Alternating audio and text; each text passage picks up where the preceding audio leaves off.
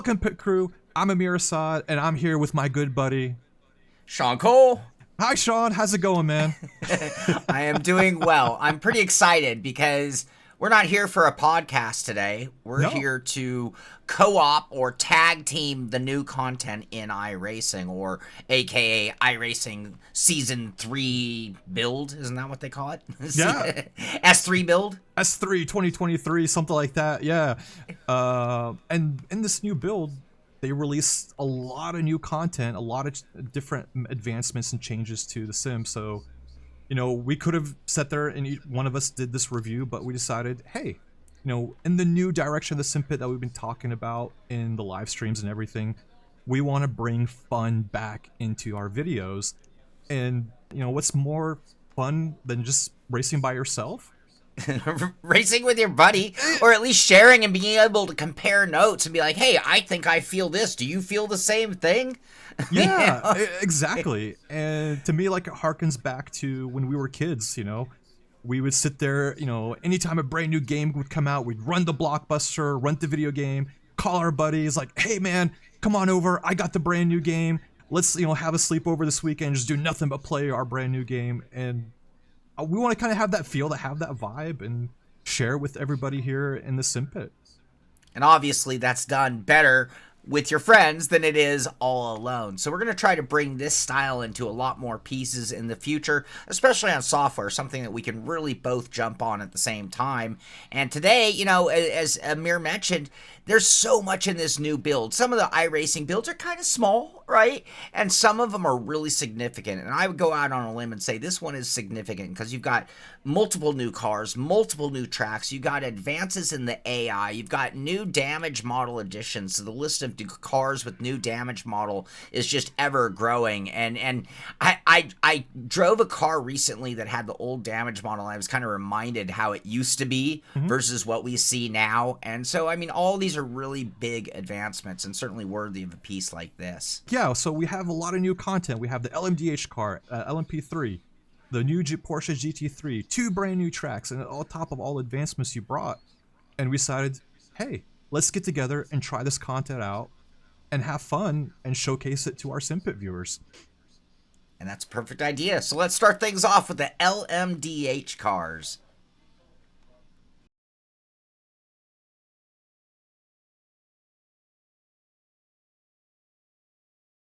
The BMW M Hybrid V8 came to the service in last season's build and is already a very popular car on the service. It was released to coincide with its real racing debut, competing in the IMSA WeatherTech Sports Car Championship.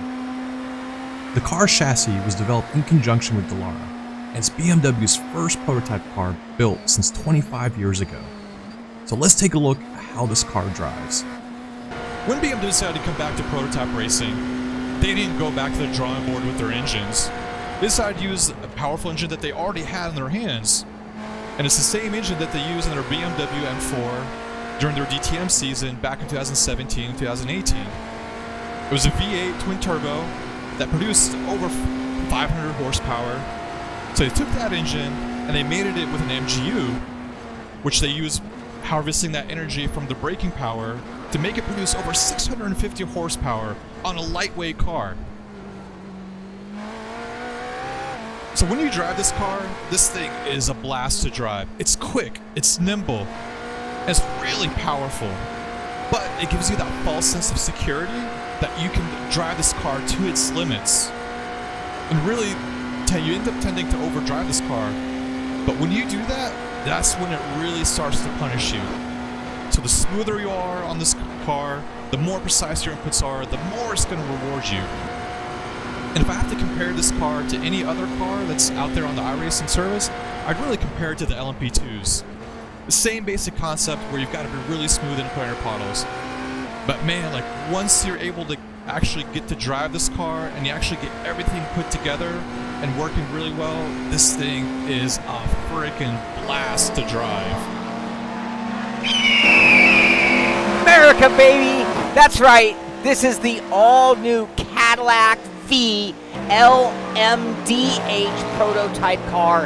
It is built to compete in the 2023 IMSA WeatherTech Championship in the new GTP class, the Grand Touring prototype class, and it is built to compete against that Euro BMW with its turbochargers. That's right, because this is a 5.5 liter snorting beast of a naturally aspirated motor in an all-new chassis. So new motor, new chassis. The chassis is built in conjunction from or with a team of Dallara, Cadillac Designs, and Cadillac Racing to create this amazing car, and you can just hear that raw V8 American power. Now, not only does this Cadillac stand out audibly, as you can hear, but visually as well. You can see the vertically stacked headlights, which give it a very unique look. Obviously, it's got the Cadillac logo or emblem on the front, letting you know exactly where and who made it and where it came from. And then as your eyes flow across the body, you're going to also find what Cadillac calls, so this is their terminology, the floating blades that extend out from the top of the wheel wells towards the cockpit, giving it a very unique look, by the way. These thin horizontal elements add visual width to the car and give it a razor-sharp knife-edge look about it, again, giving it very distinct look, distinguishable from the other prototypes on the track.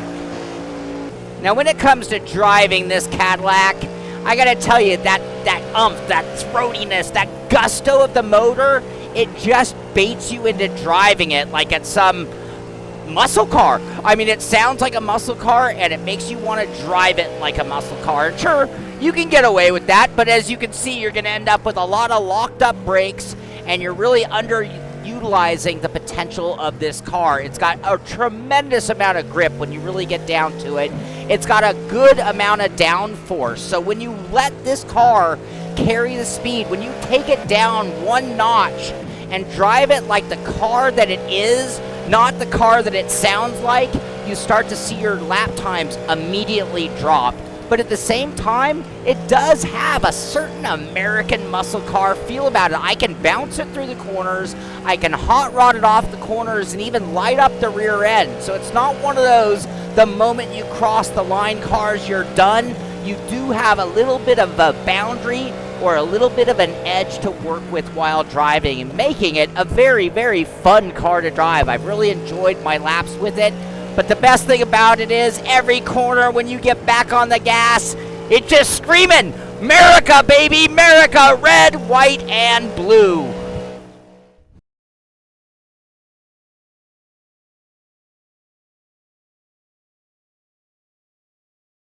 All right, today is a very big day for me. Why? Because Willow Springs was finally released for iRacing. This is a track that was scanned, or at least on the original list of tracks for iRacing, but it has taken until now to finally see Willow Springs. And look at the view of the mountains. This is exactly what it looks like when you're sitting on the end of pit lane at Willow Springs. And the reason I'm talking about it with such a fondness is because I have more laps at Willow Springs than just about any real-life track in real life, driving and racing in like Lemons and Lucky Dog and all that kind of stuff. So I'm very excited to see how the sim version compares. Obviously, I'm driving it in a nicer car today than anything I've really driven this track in real life, but it'll be good to explore the track and see what makes it so special. So let me get you the glove. Let me get my gloves on and tell you some of the things about Willow Springs that is so cool. It was built in or constructed in 1952, opened in 1953, which makes it the longest continuously operated track in the United States. With that, they have never made any changes to this track whatsoever. It is the exact same layout as it was back in the day. They never added a chicane or did any deviations whatsoever.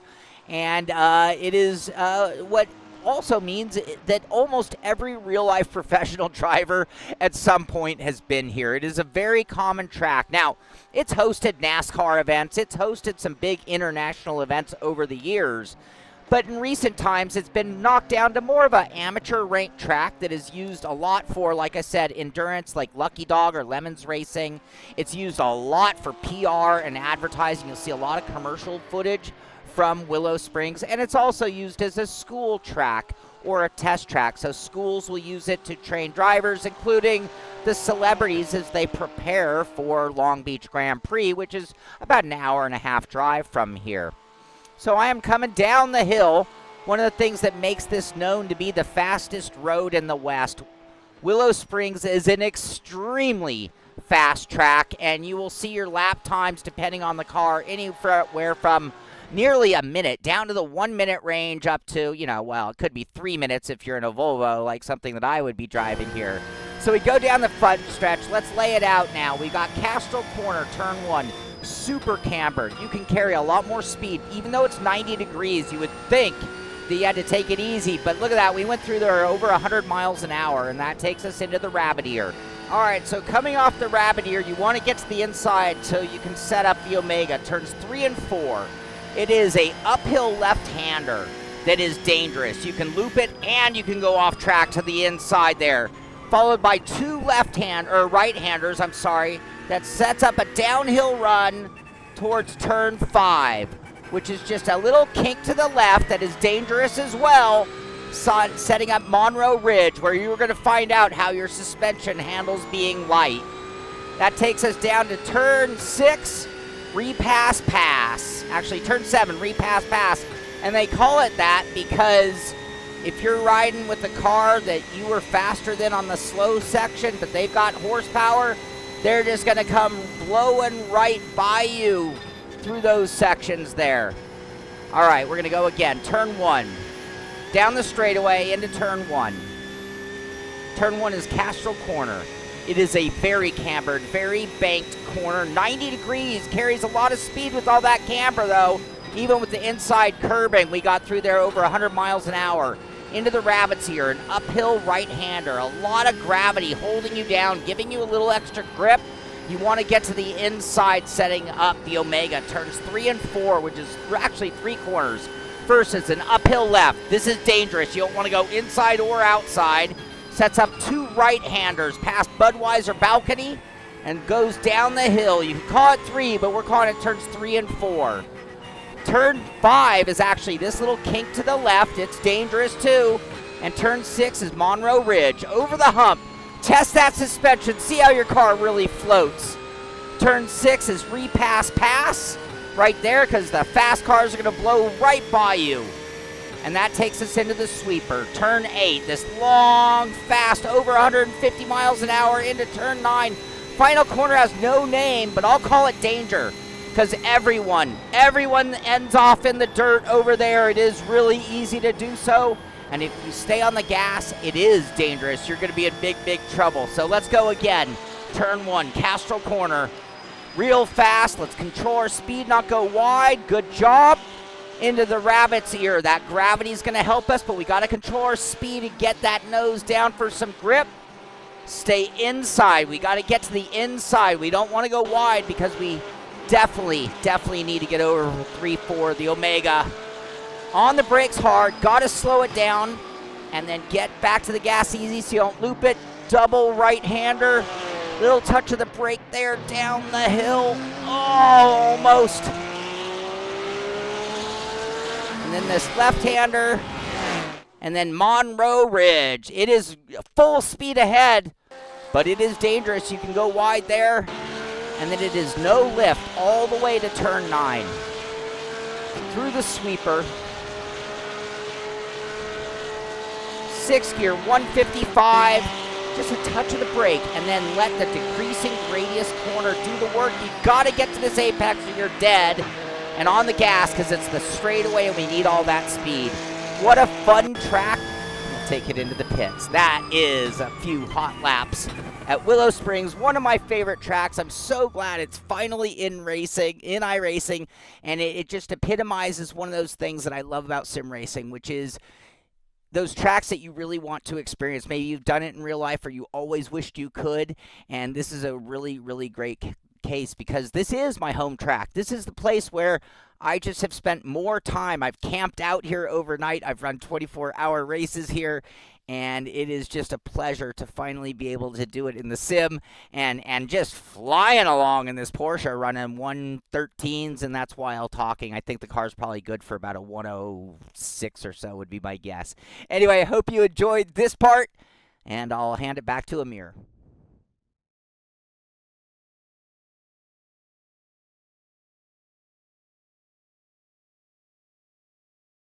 Thanks, Sean. While Sean was testing out Willow Springs, I'm going to be testing out Aragon. Aragon's located out in Spain, and while it doesn't have the long history that Willow Springs has, it's a relatively new track. It was built in 2007, 2008 by Herman Tilke, and with the help of former F1 driver Pedro de la Rosa, who's also Spanish, by the way. And even though it has a short history, it's still a very popular destination for motorsport enthusiasts and professionals. And we've had a lot of different race series out there. We've had the Superbikes, we've had MotoGP, we've had the defunct Formula Renault racing out there, and now we've got WTCR. Beginning this season, or this year, we're going to have the European Le Mans Series racing out there. And what I've liked about this track and what I've enjoyed so far is it's very challenging, it's very technical in some parts of it, because it has a lot of fast straights. It's got some fast, challenging corners, and even slow ones, and where you've really got to know what the car is doing, or you're going to end up spinning out. So, for me, I really enjoyed this track for just a few laps that I've done on it so far. So we're going to take a few laps, we're going to showcase this track to you, and we're also going to walk you through a couple of the corners. I wouldn't call this a track guide per se, because I haven't had a lot of practice on this track, but just to give you an overall view of how this track and how cars handle on it. So without further ado, let's get out on track. Alright, we're in the car, so we're going to take this car out on track. We're going to take a couple laps out on Aragon and show you how it is. Haven't really done many laps on this track, so I'm not expecting extravagant lap times, but I just want to give you guys a feel for this track. So here we go, we're leaving the pits. We're going to come out at the second turn, which is a sweeping right-hander. It's going to lead us into turn 3, or turn 4, which are considered the S's. You want to make sure you keep a nice tight line. Normally in this corner right here, you can go full throttle, but you're going to brake right afterwards into this turn right here. Make sure you're feathering the throttle a little bit, because if you take too much throttle, you're going to spin out. We're going to need another sweeping right-hander. You want to go as far wide as you can to the left, because you're going to brake. Because if you miss your apex here, you're going to lose a lot of time as you go downhill into the next turn. Here we go, next turn. A right-hander right here. That's going to lead us into a left-hand hairpin. Here you can get on the throttle really early because the car is going downhill, so it's going to turn beautifully. You want to make sure you stay here. You're going to turn in. You're going to feather the throttle a little bit for the sweeping left-hander. That's going to take us into the next turn, which is going to be a left-hander. We're going to brake. Alright, try to keep it nice and tight, because here we can actually abuse the track limits of sorts. It's going to take us into another pair of chicane. Here, you're going to sacrifice this corner because you want to maximize your speed coming out of it, this corner right here.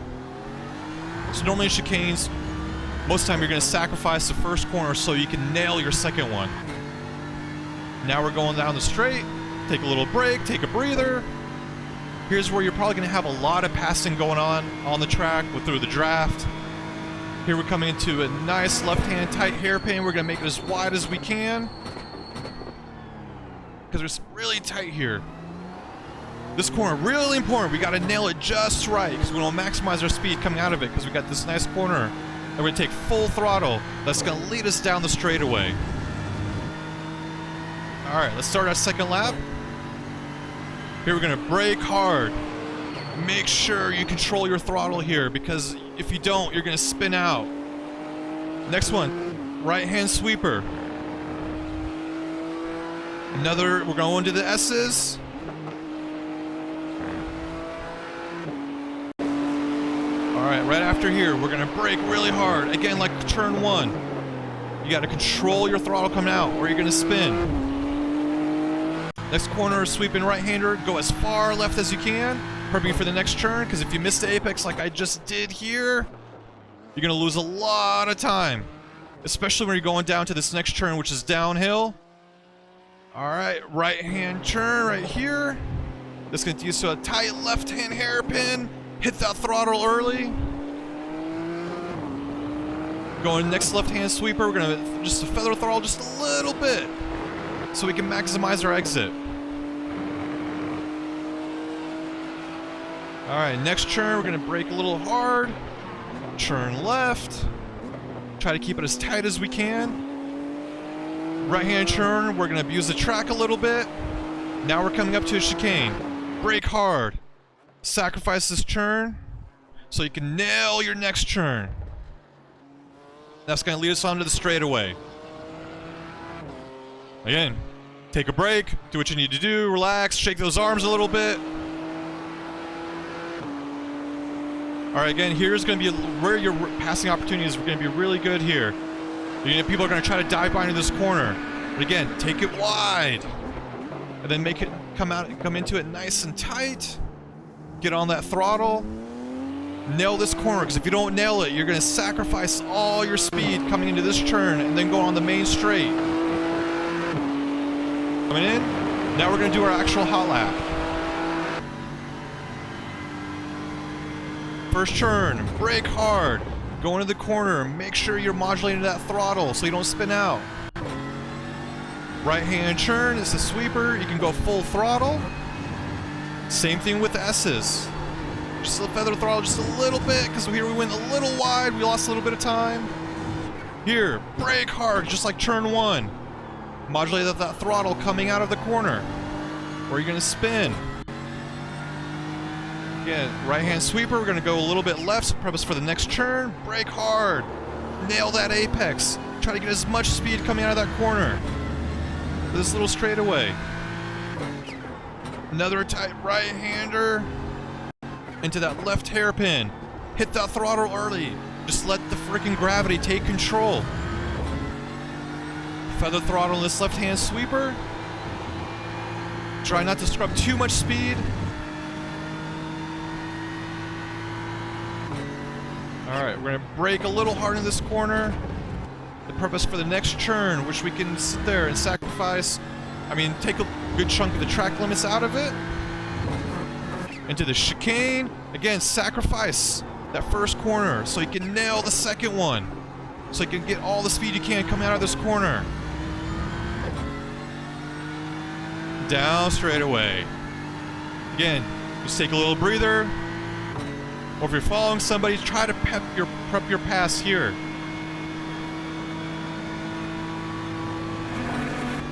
Alright, brake hard, go as far right as you can. Then we're going to tighten it up into this turn. Alright, nail this corner. Really important to nail this corner. Because you want all the speed you can get coming out of this corner.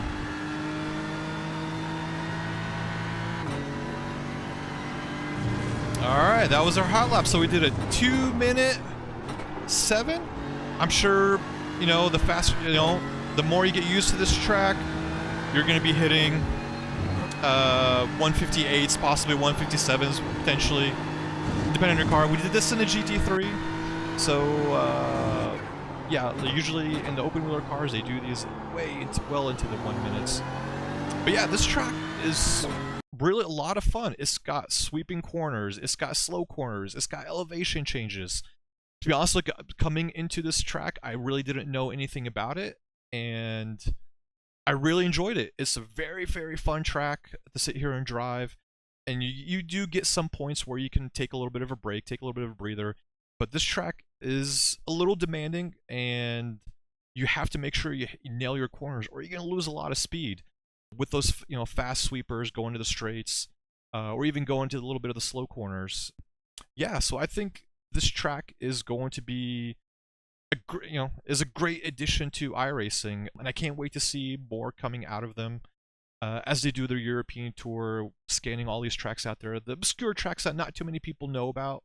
Again, because I never knew what Aragon was until iRacing said something about it, did my research on it, and knew that we got the superbikes that go out there, the MotoGP, now the European Le Mans series, previously the Formula Renaults that were out there.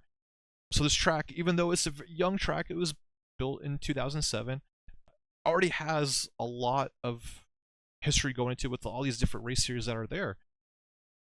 So yeah, just in testing this track, I really enjoyed it a lot, and I can't wait to go out there and actually start racing other people on this track and see how it actually holds up with real racing out there. I'm sure it's going to be tons of fun. People are going to be having a blast out here. And that is it for what I have for Aragon. Thanks, guys.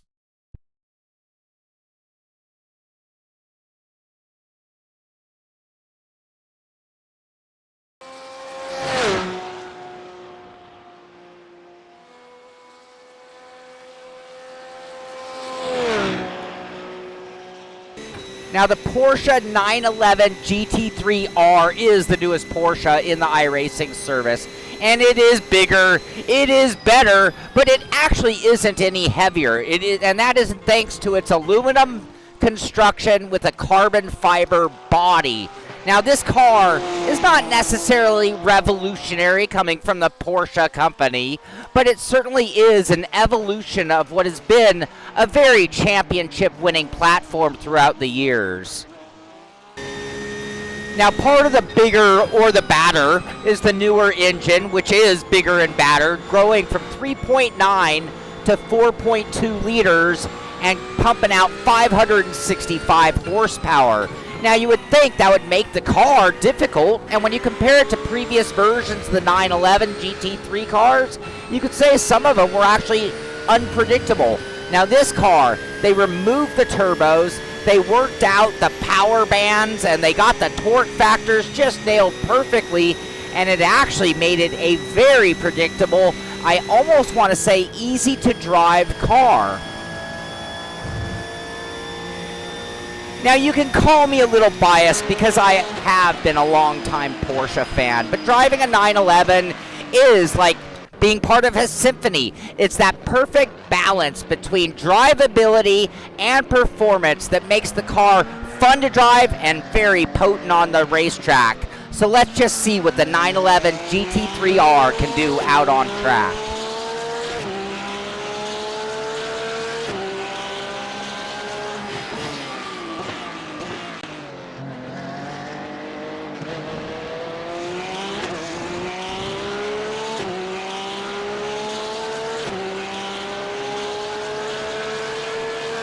As I push on the throttle, the 911 really does surge forward with unrelenting power.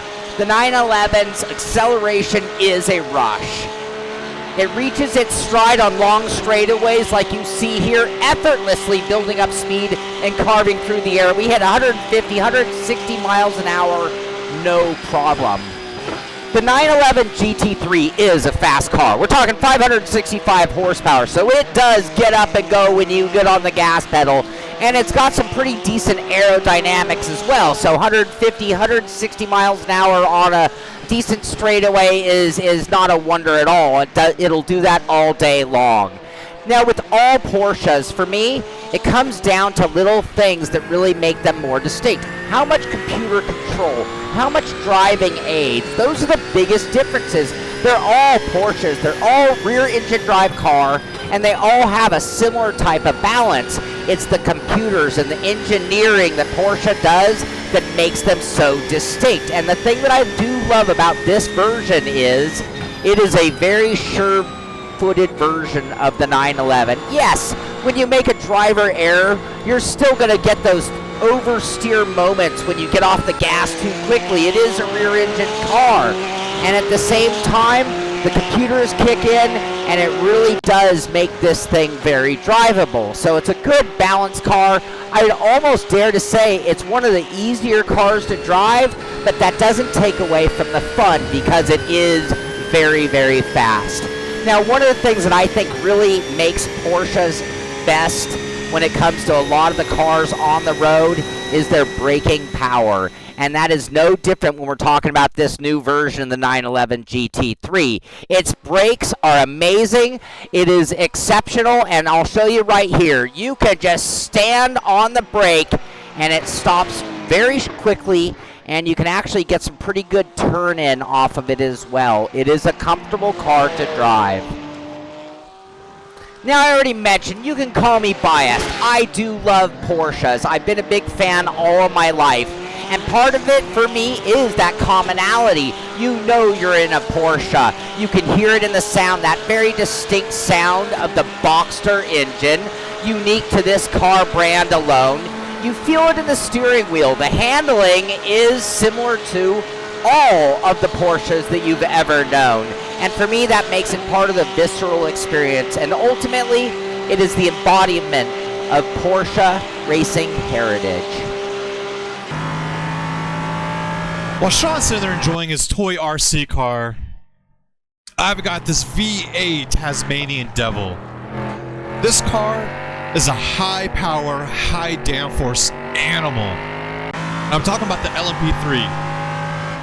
Now, the LMP3 class was created so it can sit there and help these brand new teams get into prototype racing during the endurance series without having to spend a lot of money. But just because it's the smaller brother, don't let that fool you. This car is powerful, quick, and extremely nimble. So the power, the agility, the responsiveness of this machine is extraordinary. As I push the throttle, the acceleration is amazing. The car just wants to go forward with extreme force, catapulting me further and further. The brakes in this car are extremely powerful, really giving me tons of confidence to really shed that speed as I'm getting ready to go into the corner. The agility of this car and how nimble it is really allows me to put this car wherever I want to with extreme ease, making sure I can sit there and hit that line every single time.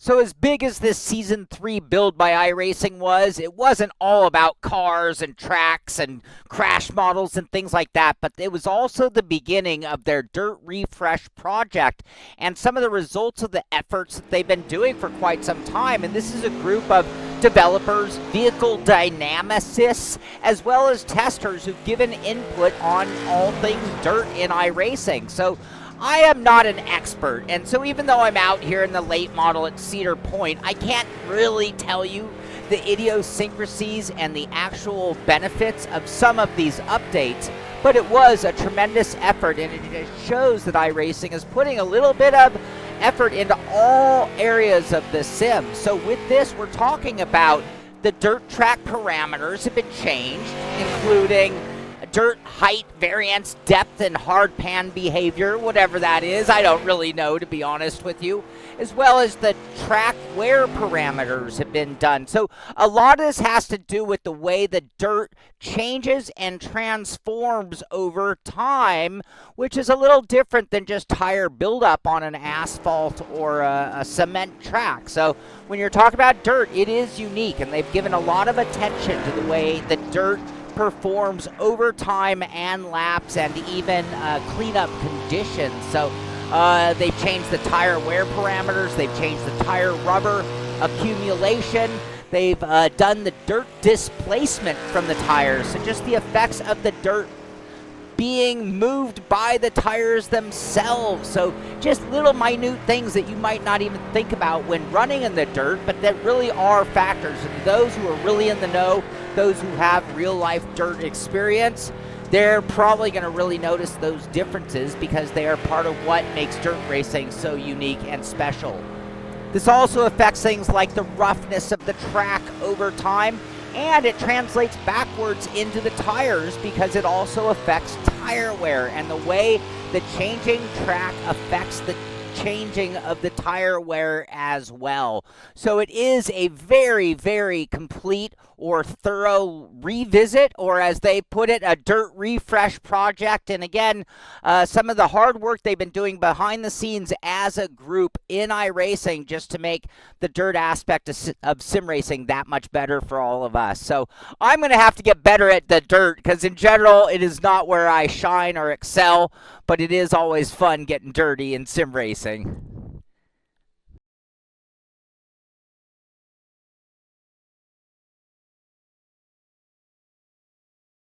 Man, I'm like sweating. That was so much to cover.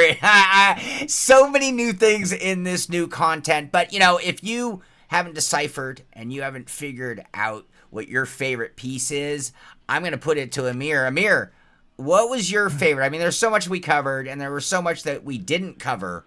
What was your favorite aspect of this new build and why? By far for me, it was the LMP3. that car is just a beast. Yes, it's not as big as its bigger brothers, the LMP1, the LMP2, and now the LMDH cars, but that car is so much fun to drive. Like, there's no electronic gizmo wizardry going on. It's just a big V8 thrown in the back with some with some traction control, and you just go out and drive it. A lot of the newer race cars that are coming out are pretty tame in their sounds, and this is exact opposite. Like, that V8 is a loud, throaty roar for such a small car. Right. And it's very, very drivable, and you're never feeling like you're gonna actually lose this car. You can really maintain control very easy with it. And I'm telling you right now, iRacing, don't change anything in the new if you do a patch. Leave it as it is. You guys have a history of changing cars every patch. Leave this one alone. Let it ride for a little while. Let it ride. I mean, it's got no competition, so there's no need to change it. Keep as it is, because this is a very fun car to drive, and I hope everybody gives it a try, because that thing is a blast compared to everything else I've tried on the service. Awesome. Well, that was a good justification, not just a what, but you told me why as well. Right. I love it. I mean, yeah. So I covered my thing, what I enjoyed in the sim. I mean, there's so much content, and we want to sit there, and I want to say everything was amazing, everything was enjoyable, and it really was. But for me, the LP3 is what stood out. But coming to you, Sean, what was the favorite thing for you?